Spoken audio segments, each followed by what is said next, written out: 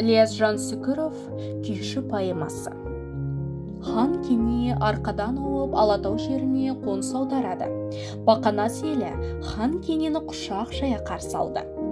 Хан ордасына Сары Үйсін руынан шыққан атақты күйшіні алдырып, өнерін тамашалайды.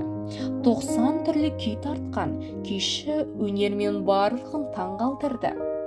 Күмбірлеген қоңыраудай күйдің үні хан ордасын шалқыта жөнелді. Тартқан күйлерімен өнері ханның қарындасы Қарашаш сұлуға ұнап қалады. Соны сезген Кенесары хан қарындасын күйші жігітке ұзатады. Сол күннен бастап күйші сұлуға түрлі күй тартып көңілін көтереді.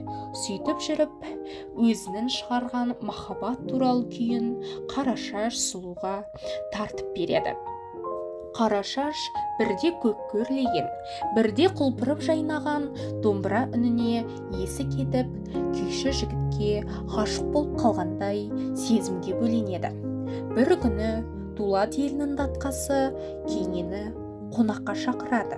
Сонымен бірге хан Кенені сол елдің ақсақалдары да ерулікке шақырып қонақ етеді.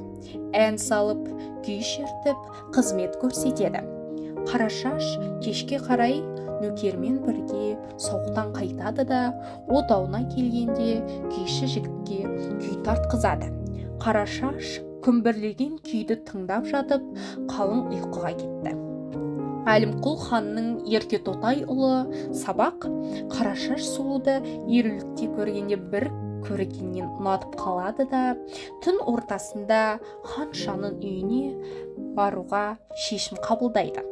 Сонда Қарашаш ханның қарындасын ордасына кімнің кіруіне дәті барды деп ашуланып, екі ел арасында үлкен дау басталады.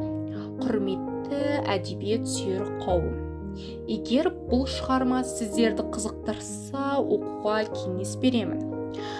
Поэзия мен тарих әлеміне сүңгіңіз.